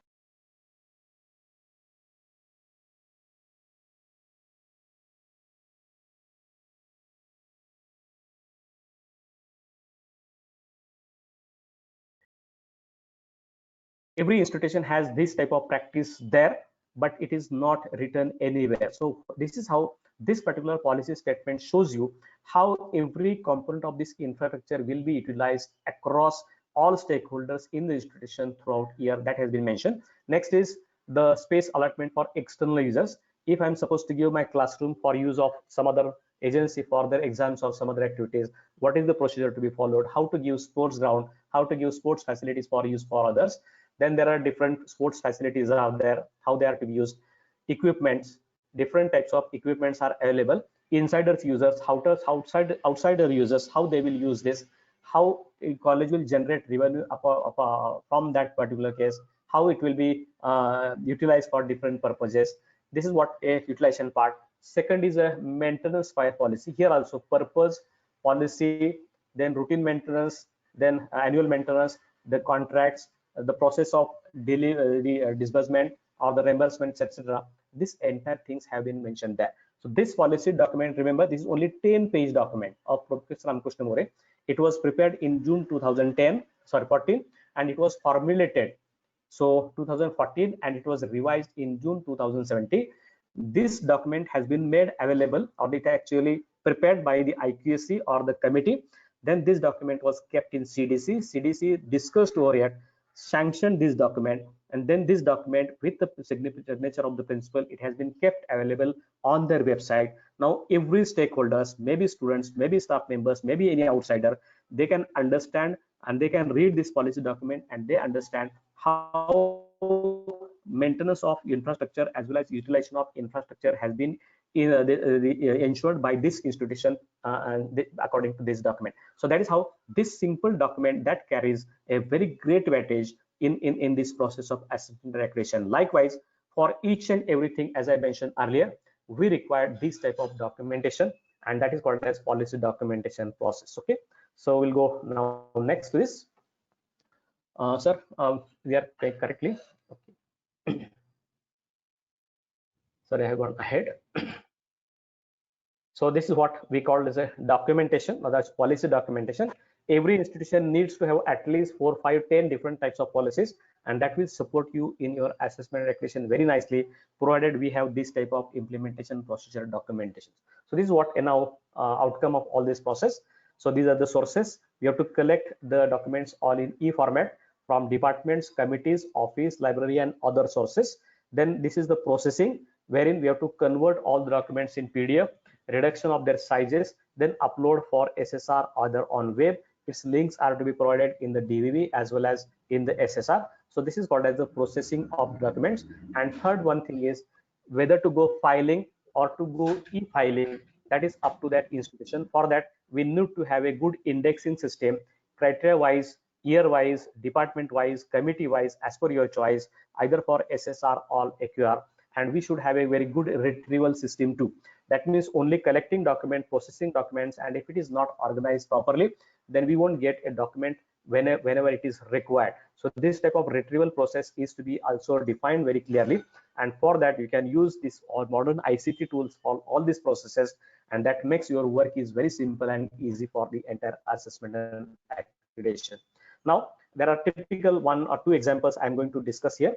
This is 1.1.3. This is a quantitative metric wherein we have to answer this. Now this is what a teachers of the institution participated in the following activities related to curriculum development and assessment of affiliating university. So out of your staff members, the staff members representing either on this, Apart from, I have to choose either option of this A, all of the above A. If any of the three above, likewise I have to give here. So on my portal, that means on the NAC portal, we have to just either opt A, B, C, or D. If I'm opting B, then I have to attach a data template as shown by this here. So this data template is very simple. In a year 1920, name of the teacher, I have tried the name of the teacher, and on which bodies he represented your college there, either academic council or board of studies. So this is my answer B. It is supported by this data template. And now whatever written here in this data template, I need documents of this. So that is my third part. First answering this is B. Then it is to be supported by this data template 1.1.3, and whatever written in for each and every. For example, in 1920, if Lonavala College 25 people participated in all such activities, so every person into two activities, 25 into 2 is 50. So 50 such documents for a single year will be required, and getting all these documents in e-format, combining them, converting them, first converting them, combining them, reducing their size, and then uploading. Then this particular 1.1.3 documentation process gets completed. So 1.1.3, this is a very simple question looks here. Answering is very simple, but supporting it by this data template and corresponding document, that is a big thing we have to carry out here. And now for that process, now which documents are to be given and which are not to be required here. This is again very clearly mentioned by the NAC, that is called as SOP procedure. Metric wise standard operating procedure document has been given by NAC. You have to study this very easily. You can study it. So this first column is a metric associated with what are the documents needed for. This has been given explanation what are the documents needed for this type of metric here. It is very clearly mentioned. Specific instructions have also been given here.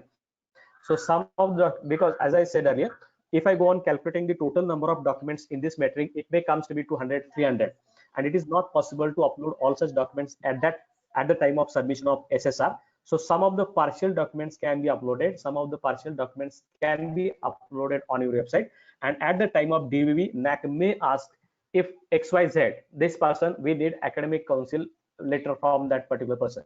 So this type of documents may be asked at the time of DVV. So that is what third column gives you specific instruction to the HEI. And fourth one is not to be included or considered. So your criteria chairman or criteria member can very easily understand for that 1.1.3 what is required, what is specifically required, and what is not to be required. So that gives you a confidence that what is to be needed from for every criteria, for whom, and how it is to be organized, and all these things. So for that, study this standard operating procedure nicely. You'll understand that. Then we are just coming at the last part of this. As I said earlier, your website plays a very vital and important role in the entire process of assessment accreditation. That's why it should have a very good design, easy navigation, and that is what we call it to be a dynamic type of website. And for that, how a college should have its website. As an example, I'll suggest you all to just go for this website. This is teresas.ac.in. This is an autonomous college in Kerala. It is received highest CGPA in the revised accreditation cycle, that is 3.57. Try to understand how they have designed their website.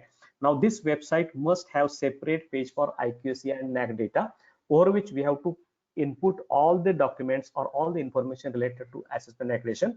For that, I will request all of you participants to just browse this website once. This is St. Teresa's College in Ernakulam, Kochi, or in Kerala. Try to understand website of that college, how they have managed their website, and why this particular college could get such a high grade 3.57, second highest in India in the revised accreditation framework, because their website played a very vital and important role. How they have documented all the process over their website, how it is being used for different purposes, right from academic to administrative purposes. All these things can be learned from this case. Okay. Now, apart from that, what I said here, we have to avoid this. So avoid this scenario. This is what our NAC or IQAC office prior, earlier first cycle, second cycle, this was our office and documentation like that. We have to reduce all these things, and this also should not be our state of mind, either IQAC coordinator or NAC coordinator, when he is working for this process of assessment accreditation. Avoid this. For that, have this type of plan there. So let's have a good planning for right from IIQA up to PRT in this documentation. We should have a good planning, which documents are to be collected, from whom is to be collected, how they are to be processed, how they are to be organized, how they are to be uploaded, where they are to be uploaded, etc., etc. For that we need a good planning. It requires sufficient time. In 2 days, 3 days, 4 days, or 1 week, it is not possible to complete the entire process. So sufficient large time is to be given by the faculties for this documentation. It is a continuous work, as I said earlier. Right from beginning of the year up to end of the year, this process goes on continuing. For that, we need excellent communication. That IQAC coordinator or NAC coordinator should have excellent communication skills. So how to interact with different peoples, different stakeholders, how to get information from that. He should have some soft skills with him. Then it is possible for that case. He has to keep his head very cool and sweet tongue. So his speech should not be. That means he should be very firm person. We should have his cool head all the time, and there should be some sweet on his tongue when he interact with other people. This type of attributes are needed there. And helping hands or tech savvy. So he himself must be tech savvy, as well as the team he is having with him should be young team, those who are having knowledge of this documentation, different types of softwares, different types of process, etc. Such type of helping team is to be there. Then it is possible to go for this good documentation process, and which is possible for that. Now there are certain suggestions for better preparedness. For that, best and most important is read this manual of SSR very carefully, once, twice, thrice, whatever number of times. As long as if the things are not clear to you, go on reading. This manual gives each and everything there. Visit the NAC website regularly to get the things updated. Conduct the brainstorming sessions in IQAC with departments regularly, whatever we require to carry out this documentation. Focus on mentoring scheme and counseling. Prepare perspective plans, academic calendar, policy documents, as I shown one of this earlier now, SOPs in advance and upload it on website of HEI.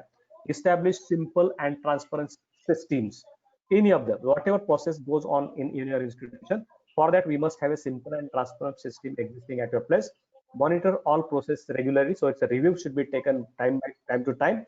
So then it is possible, it is possible for us to make changes in that, and that will help us. Prepare data for 7-8 good practices actually in the HEI. Out of that, 2 practices we have to go for electron. Then regular audits, green audits, then gender audits, academic and administrative audits, etc. And administrative academic audit should be carried out at least once in 3 years. Every year it is not required, but green audit, gender audit, etc. All these audits should be regularly undertaken. And this academic administrative audit is necessary for assessment accreditation. Welfare schemes for administrative staff. That very rarely these type of schemes are found to be existing in an institution for administrative staff. For academic teaching staff, there may be several, but for administrative staff, there are very few schemes available. Faculty development and empowerment programs should be undertaken by institution. Likewise today, increase outreach activity and get supporting documents of all that committees or college itself or any other things in institution. Feedback system for parents, teachers, students, and peers, and their action taken reports year by year. This information is also required for getting a good grade. Then last one is this is sensitize the students and teachers about PO, CO, PSO. Whatever PO, CO we have designed at your place, this should be known to students, teachers, and all other stakeholders. What these are, why they are, how to go for attainment methods, and so on. Active placement cell is required. Part-time jobs, if your students are doing some part-time job, that helps a lot in the institution. On-job training and programs to increase the employability of the students. This is related to student progression as well as their placement. Then the get familiarized with the terminology, that is what is PO, what is ICT, etc. These are the actually you have to read from the NAC manual. You will get all these things here. And do not pre-decide the optional metrics. As long as you don't prepare your SSR, don't pre-decide the optional metrics. That means in the beginning we are saying that this is to be updated out, this is to be updated out, this is to be updated out. Nothing will remain. That should not happen. So prepare entire SSR and then go for deciding this optional metrics and like that. Okay. So all the suggestions I wanted to give for preparing this type of any of the institutions. So now in the last part we can go for certain doubts or some questions and anything from this participant. So here I have finished my discussion exactly in 1.745 minutes. Thank you all for kind listening and patience listening right from the beginning. Thank you. Thank you. Now, Katkar sir, Director sir, you can go for some questions if you are having. Thank you very much, sir, for such an informative and elaborative and wonderful talk on NAC assessment and accreditation. Dear participant, please find the feedback form in a message bar. You can fill the form side by side. And if any question, please put your question on message bar. We have received 2 questions, sir. Yes, I sir. will read. No problem. Okay. Professor Vasu, he is asking, industry participation must be made mandatory because industry focuses on engineering college. Even in engineering also, industry show no interest. If so, what is the plight of pure sciences courses? Actually, this is the situation everywhere. This is universal situation. Universal situation. That is what our entire education system is renewed to change itself. And we the teachers, they have to decide. They have to go on thinking. They have to go on verifying different ways. They have to go on searching different ways how to increase this interaction between students, that means colleges, institutions, and industry. Not only industry, but there are several different types of establishment. We should have a good connect. Institutions should have a good connect. That type of good qualities, that type of good quality education, whatever product coming out of that institution, if it is having all the attributes what we discussed in the beginning part, global expenses, global competencies and all that, then it is possible to have good interaction between institutions and that industry and so on. So this is again related to your vision and mission. This is related to your entire working of the institution. This is related to your policies and procedure. This is related to your entire thinking of your regarding this process of higher education in your institution. That is not a very simple question to answer in 1 or 2 lines. It is not that easy for anyone to answer this question. This is a universal question, and entire educational fraternity has to look after this, and then there can be a possible solution. Otherwise, it's very difficult to answer this question. Thank you. So one more question by Professor Sunil. He is asking that webinars attended by faculty members carries any weightage? At present, not. But very soon, UGC or some other higher authorities, they are going to issue some statements. If webinars of this kind, if it is conducted for 2 days, 3 days, it must be given certain credit. But unfortunately, because we are very new to all this type of activities within last 2, 3, 4 months, we are not knowing all. Actually, all these things are taking place in software industry, IT industry earlier from last few years. But educational system has been introduced to this type of activity very recently, and we know that such type of policy decisions are to be needed to be taken at higher authorities like UGC, AICT, and all that. Maybe sometimes certain policy change will be there, and they will accept this demand from the teachers fraternity that this webinar should be counted or should be given certain scores, either for CAS or from some other professional development. But we have to wait for that. At present, there is no chance. That is what my suggestion. One more question by Professor Shilpa Gogre. Which documents need to be signed by principal before submission? Actually, if the document from the UGC or from the university, it is not needed to be signed. If a document is in the regional language, in Marathi language or some other different types of language, and if it is converted into English, so for example, if a affiliation letter from the university, if it comes in Marathi, DVV team, it is not guaranteed every time they will understand what is written in the document. So we have to translate that document into English and get it signed by the principal of the institution to show that this is authentic document, this is legal document, logical document, and upload both the documents, original Marathi document as well as this translated version. Then such type of documents are to be signed by principal. Then we sometimes in the academic audits of colleges are very bigger, 100 pages, 200 pages, 300 pages. It is not very easy to upload all these documents simultaneously. So in that case, we can go for certain extracts extracts of this audit, and it is to be signed by auditor as well as principal of the institution. That suggests that this much expended amount was there and this much utilized amount is there. So this type of extracts can be uploaded on the portal as well as NAAC portal to support your claims in QLM as well as PNM, and such type of documents are to be signed by the principal. And if it is not bad, if every document is signed by principal, then this is not that. For that, at the beginning, the principal is supposed to give the insurance, or is supposed to give the that is called as a he has to give in writing that whatever documents he is attaching or the team is attaching, college is attaching, is authenticated by him himself.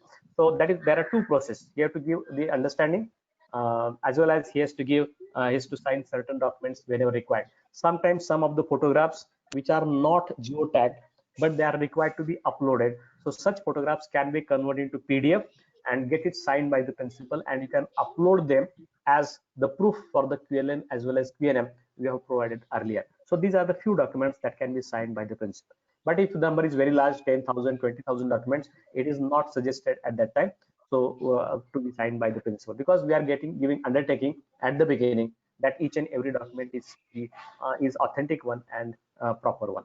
That's all. Next. Okay. One more question from Professor Mallari Naktile.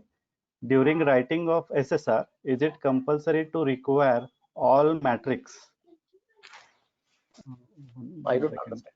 It is During course. writing of SSR, is it compulsory to require all matrix should be fully filled? Then, yeah, if you are not giving any response to a metric, your score will be automatically 0 for that metric. So, and how many things you can? That's what I said.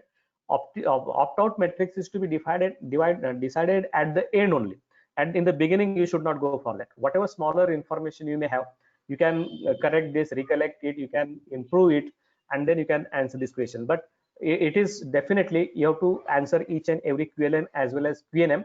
Then and then your SSR is accepted. Otherwise, SSR won't be accepted. And if it is not accepted, then this particular process will stop there, and your institution will be out of this particular process of assessment and accreditation. Okay. One more question, sir. Our alumni was not registered earlier, but registered this year. So how to mention in SSR? Is it okay if it is not registered earlier, but registered now? Actually, to get the score of this 5.4.1 and 5.4.2, these two metrics, our institution needed to have, every institution is needed to have its alumni registered. If it is not registered, then no count, nothing of that particular key indicator number 4 in the 5th criteria will be assessed. So having registered alumni is very important part. So whether it is registered before 5 years, 10 years, or with this registered in the last 2 years, it is not counted there. But along with that, if you have certain contribution, and that contribution from the alumni in the form of financial contribution or in the non-financial type of contribution. So first question in that 5th criteria metric number 4, this is related to the contribution of alumni, and last question is related to how much actual financial contribution from that alumni. If it is registered, then and then it will be counted. If it is not registered, this will be not counted. And NAAC doesn't says that if it is counted in the recent year, so it will be not counted. It is not mentioned that. If your alumni is active, it has contributed to some extent earlier and registered this year, this will be allowed by the NAAC in the SSR. There's no question about this. Okay. Dr. Milind Patel, he is asking, can we have 2 best practices being changed every year? Actually, it should not. We should not change best practices, because best practice should be, actually it should give that means it should be beneficial to large number of students in your institution, and should be continuous over after year. In AQR, you have to write best practices after every 2 years, but in SSR we can have out of these 7-8 best practices, which best practices continued for 3, 4, 5 years, and maximum students are benefited that, which has very good outcome. Because of that, your college could get some good name and some branding. Such type of best practices should be included in the SSR. That's what in the AQR you have everywhere. You can use 2 different best practices, but it is not necessary that every best practices should be for only 1 year. It can be continued for 2, 3, 4 years. Out of that, any of 2 best practices can be selected for your SSR, at the end of the 5 years. Yeah. So give few examples for best practices. Now it depends upon the institution. Now, for example, in our institution, there is a good in my college. I'm just giving example of my college. In our college, we are having a good instrumentation center.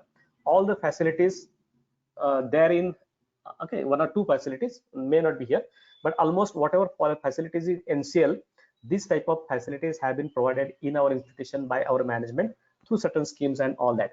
Now, whenever a student from our college, any project student from our college, he comes for testing of his sample and whatever reports to be generated here, the charges which are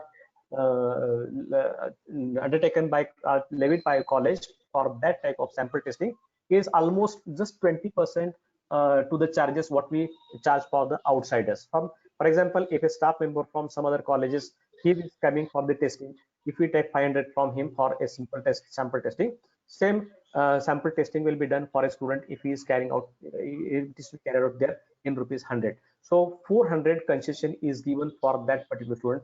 So this can be our good best practice. Because of that, our student gets an input, our student gets a support, our student gets a good analysis of his samples done there, and thereby there, day by day, number of students projects are increasing and students are getting good results. They are not supposed to go anywhere outside. So this type of a simple practice can be one of the example of best practice.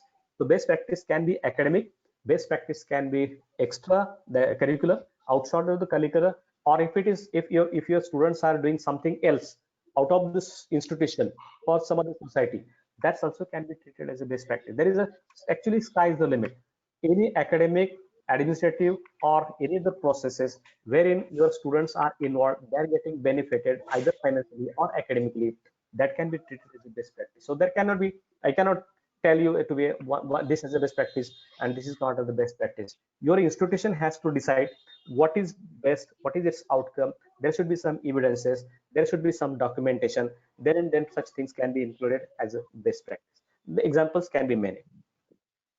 Yeah. Sir, related to same question, morning prayer is coming under best practice.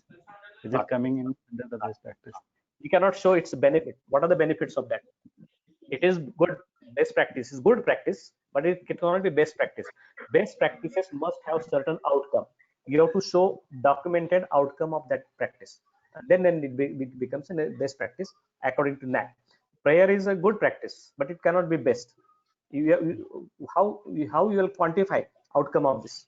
There is no method to quantify outcome of this, and the outcome, if there is no outcome, the best practice will not be counted by the NAAC.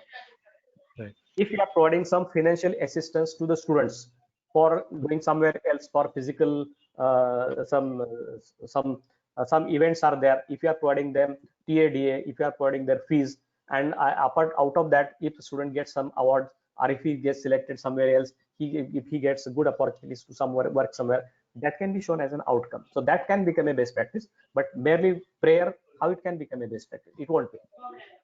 Okay, that's it. Now we'll stop to taking the questions, sir. Now lastly, I request Dr. N.S. Bodke sir to propose the vote of thanks. Bodke sir. Principal sir has to say something. Principal Pawar sir. Dr. Pawar sir. Your comments. Since we are from the same stream, I need your opinions, your recommendations too.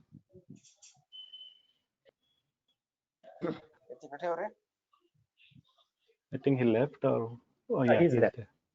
Yeah. Principal sir, if you wants to say something. Sir, आवाज येत नाहीये. Now, in my opinion, is not necessary. Professor Kanwade covered very nicely the systematic process, how to face the NAAC process. I congratulate the Professor Kanwade. You have got the best knowledge and you have given this knowledge to our staff members and all participants. Okay. Thank you, sir. Thank you, sir. Thank you. Bodke sir, please propose the vote of thanks. Sir, am I audible? Yes, sir. Hello. Yes, sir, you Okay, are thank you, audible. sir. I would like to thank the resource person of today's webinar, Professor Bharat Kangode sir, for accepting our invitation and guiding us on an important part of each affiliated college, that is NAC. Sir has enlightened us with the assessment and accreditation process of NAC in a very short time. I hope everyone will benefit from this webinar. Thank you, sir, for such an informative session. I'm thankful to all the participants from various colleges of India for their overwhelming response. I would like to thank Principal Dr. B.N. Pawar sir for encouraging and supporting us for organizing this webinar. I'm also thankful to our IQAC coordinator, Dr. D.J. Darekar, and Vice Principals Dr. Bachau sir, Dr. Patil sir, for their support for organizing this webinar. I would like to thank Dr. Sandeep Sontake and Dr. Amar Katkar for their support, without which this webinar would not have been successful.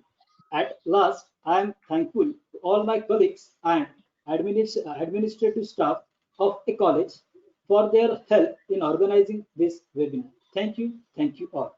Now, with the permission of Chairman, Honorable Principal Dr. Pawar sir, I declare that the program is over. Thank you. I just want to make one announcement Yes, that sir. IQAC Cluster India is open to all. Anyone who has a Telegram, he can become a member of this IQAC Cluster India. Lot many activities we do carry out for this assessment and accreditation. Not only assessment accreditation, but for other aspects of this higher education, this IQAC Cluster India is always open to all. So you can become a member of this IQAC Cluster India Telegram group. You can raise all your queries and problems and opinions and everything related to this assessment and accreditation there. There are several different experts are available there.